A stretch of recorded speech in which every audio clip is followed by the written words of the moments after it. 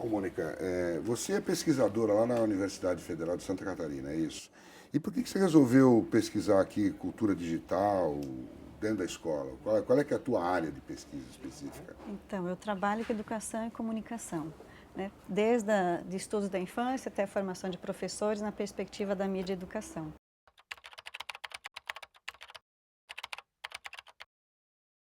E a gente começou a observar que essa questão da cultura digital está sendo um desafio muito grande para os professores trabalharem, né, com as crianças e com Quer os dizer, jovens o na teu escola. foco aqui no livro Cultura Digital Escola é o professor. A formação de professores. Tá, mas aí você fez uma pesquisa e depois ampliou abriu para outras pessoas falarem, como é que é? Sim, Porque esse livro não é só seu, né? sim, é uma coletânea que resulta dessa pesquisa que foi feita em Florianópolis e em Milão. Em Milão. Em Milão. Foi combinado Uma isso. pesquisa em parceria com a Universidade Federal, né, de Santa Catarina e a Universidade Católica de Milão. E a gente queria saber, né, fazer um mapeamento dos usos dos professores, dos usos das mídias e das tecnologias pelos professores. Lá E na os Itália e consumos aqui no Brasil. culturais. É. E para saber, a partir desses usos, como é que eles trabalham com isso, né, na escola. Então, a gente fez esse mapeamento, né, nas duas cidades, escolas públicas, professores do ensino fundamental, e depois começamos a aprofundar um pouco a partir desse mapeamento inicial, né, além de questionários em linha que os professores responderam, entrevistas e grupos de estudo, grupo focal, e depois cruzamos os dados nas duas realidades para ver a dimensão da cultura também, né, como Interessante, que com a mesma interfere. metodologia. Mesma metodologia, sempre. Mesmo número de professores, eu As vi escolas variaram. Né? os números de Os escola. números de professores das escolas envolvidas variaram, porque a gente fez um convite às escolas e aos professores que quisessem participar. Entendi. Né? Então foi por acolhida, assim, por interesse. Né? Mas e aí, para fazer esse livro, você trouxe mais gente, você ampliou essa Sim, conversa. aí quando a gente divulgou, porque essa pesquisa demorou em torno de 3 anos, Tá. quando a gente divulgou essa pesquisa num seminário sobre, né, essa temática da mídia e educação, a gente convidou outros pesquisadores que também trabalham com isso no país. E daí resultou, né, esse livro. Então tem, além dessa nossa pesquisa, né, falando sobre a formação de professores, os desafios diante dessas construções, né, das competências, até professores que pesquisam essa dimensão no Brasil, tanto em sala de aula quanto nos núcleos de formação continuada. Tá. Os professores que também pesquisam outros temas e experiências também, desde jovens e rede, professor e uso de software livre, comunicação comunitária e Então essa você fez, você formação. ampliou, na verdade, acabou ampliando o espectro Sim, do trabalho que vocês sim. fizeram aqui Envolvendo, em Santa Catarina e Milão. sim, envolvendo daí pesquisas que tratam de outras realidades nacionais, né? Também ligado a essa questão da Também, formação de professor. isso. Então tem pesquisa desde o Rio Grande do Sul até pesquisas que aconteceram no Brasil inteiro. No Nordeste tem também? Esse mapeamento de uma professora sobre a formação pegou o Brasil inteiro, todos os estados. Muito legal. Quer dizer, hoje a gente vive uma realidade que a escola não acompanha e o professor não acompanha, tá certo? O que você conseguiu descobrir com essa tua pesquisa? Então, a gente observou que tem um alto uso do consumo de mídias e tecnologias no âmbito pessoal, né? O professor usa muito, né, a tecnologia e a mídia na sua vida pessoal, mas pouco na dimensão profissional, poucas atividades em sala de aula envolvendo. E muitas vezes, quando trabalha, e ainda trabalha numa perspectiva mais tradicional, que só muda a mídia, mas a aula continua a mesma. Então, pouco transformadora, né, como a gente diz, né? E aí, para isso, então, pensar proposta de formação de professores e de usos transformadores dessa prática pedagógica, né, dessa relação de ensino-aprendizagem, que não basta ter a tecnologia em sala de aula, não basta equipar as escolas, né, com computadores, com laptops, tablets, se não tiver essa busca, né, por uma prática realmente transformadora que dialogue com as crianças, com os jovens, que faça essa articulação entre os conhecimentos e as aprendizagens informais com as formais, né, que traga esse saber que os jovens têm, né, que as crianças possuem, para também muitas vezes o professor aprender com eles. Sim. Que no uso de certas tecnologias, as crianças muitas vezes estão à frente, né, mas na dimensão da reflexão, ela precisa da mediação. Porque uma coisa é você usar a mídia, outra coisa é você saber o que está fazendo quando está usando. Né? E aí essa mediação necessita do olhar do outro, né, do professor. para um uso reflexivo, para um uso transformador, um uso crítico. Não é só dar o computador para o menino e dar umas tarefas para ele. Você tem que ajudar ele a entender as coisas que se passam. A entender o que ele está fazendo, a entender o mundo, né? Entender a si próprio, o outro, né? O que acontece quando ele está navegando na internet, quando ele interage com os outros nos mais variados espaços, né, da vida, né, do cotidiano ou dentro da escola. Como é que é a pesquisa? Como é que se faz pesquisa na internet? Por exemplo, o que é fazer pesquisa na internet? Como é que se sabe, né, da confiabilidade daquela informação? Né? Aí você vai discutindo uma série de outras questões que estão ligadas a isso. Né? Quando a gente fala muito em produção coletiva, produção colaborativa, o que significa isso? Como é que fica a dimensão da autoria? Né, nesses tipos de trabalho. Então, uma série de desafios que a gente precisa saber mediar, porque os meninos estão fazendo e estão compartilhando. Né? Uma das características da cultura digital, que é essa intermedialidade, né, essa portabilidade, onde eles estão, eles levam, né, hoje o celular, smartphone, é um computador, né, multimídia que eles estão sempre ali, né, a conectividade. Então, o que isso traz, né, para o ensino em sala de aula? Como que a gente aproveita, né, essas ferramentas para esse uso crítico, né, e não só para um consumo, não só para o entretenimento. Porque aí o professor hoje chega na sala de aula e proíbe o menino de usar o celular. E aí ele impede de trabalhar pedagogicamente com ele, né, porque hoje o celular não é só um celular, ele é máquina fotográfica, ele filma, ele edita, ele faz quer dizer, tem uma série, sim, né, os que têm acesso, né, os 3G, então, como lidar com isso? Né? De um jeito educativo, pedagógico, né? A partir de um uso responsável, né? De uma ética. Quer dizer, os professores têm essa preocupação? Você apurou isso?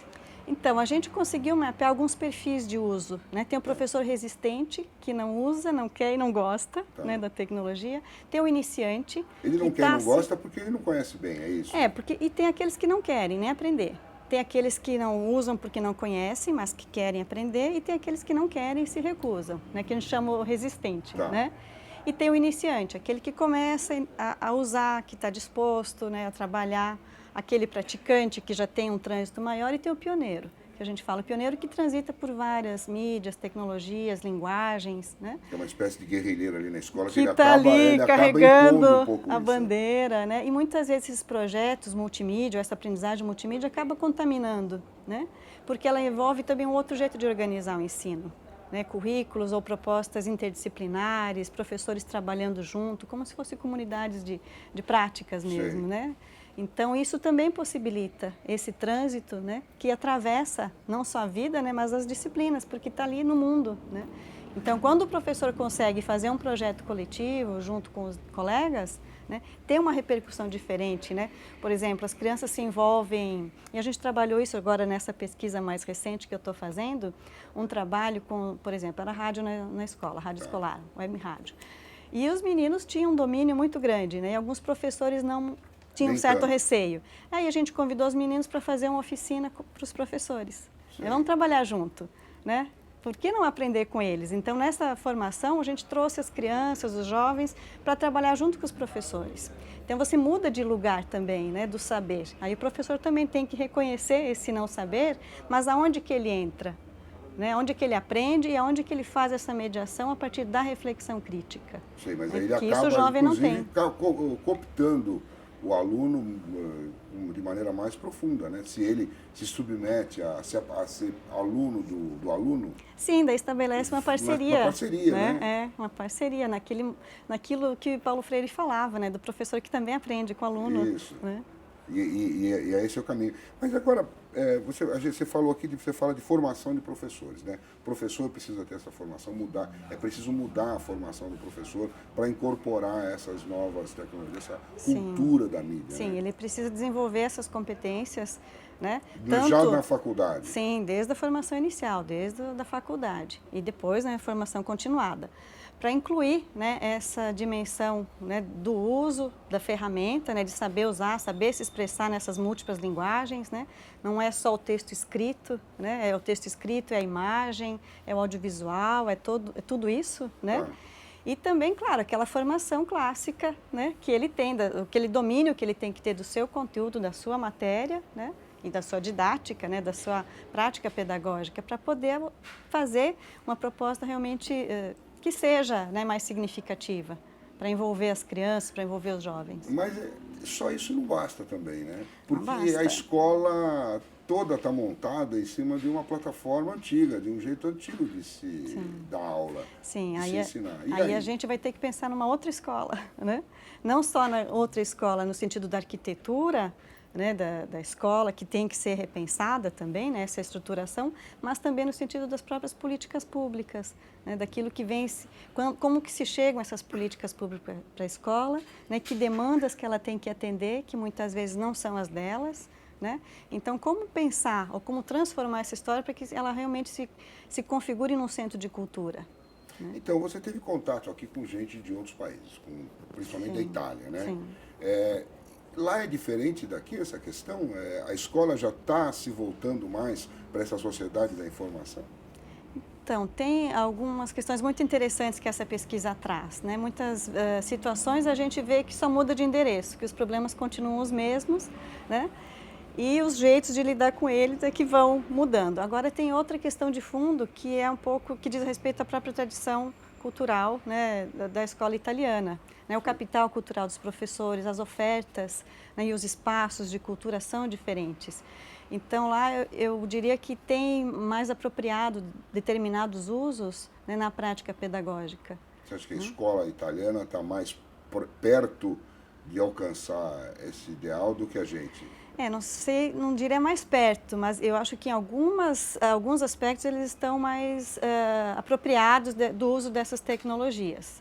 Agora, se a gente for pensar em termos de prática pedagógica, eles ainda têm uma tradição, né, muito da aula expositiva em alguns momentos, aquela que eles chamam a lição frontal, né, que aqui a gente já busca uma relação mais dialógica. Acho que pela própria configuração, né, da nossa diversidade. Então, tem algumas coisas que aqui, né, são muito, que já estão consolidadas nas nossas tradições e na nossa cultura, né, pedagógica, que lá eles ainda não têm. Tem aquela coisa, né, do né? professor frente aos alunos, Sim, e expondo também. a cultura dele para os alunos. Também, Nesse momento se desligam as máquinas e se presta atenção no mestre. E claro, daí depois tem, eu diria assim, que é difícil também falar de Itália e falar de Brasil, porque na verdade são vários Brasis, né? E várias Itálias, conforme a região, conforme a escola, enfim, né? São situações diferentes. Mas nessa questão da formação e da formação dos professores em relação aos usos da mídia, na perspectiva da cultura digital, eu acho que eles estão alguns passos na nossa frente. Mas, quer dizer, isso é uma coisa que demora, não? Se a gente começar a investir agora numa mudança, vamos dizer, curricular, na formação de professores, o reflexo disso vai vir quando? Sim, demora, porque a Itália tem isso, mas ela também tem uma tradição que, por exemplo, as crianças, desde pequena, quando se alfabetizam, né, aprendem a ler e escrever, elas também já se alfabetizam nessa dimensão mais ampla da linguagem audiovisual, né, do cinema, enfim, da cultura. Então, ela não aprende só a ler e escrever um texto, ela aprende a interpretar uma imagem, né?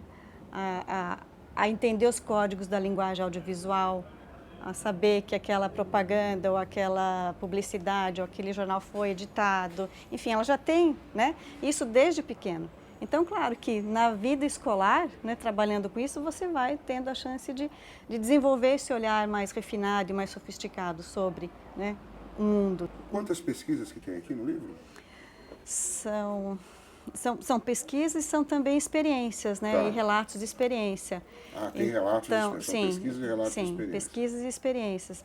Acho que diria que tem umas 8, de 8 a 10 pesquisas e alguns relatos também, que estão envolvidos com pesquisas, obviamente. Né? Sempre tendo em mente essa necessidade de abrir a escola para as mídias e para as novas mídias. E a gente está sempre estudando, né? Porque isso não para, né? A gente tem que estar sempre, né, pesquisando, sempre refletindo, sempre buscando, né, novas possibilidades de entender esses desafios, que são muitos. Né? O fato de estar atrelado a uma tecnologia que muda muito não atrapalha essa pesquisa?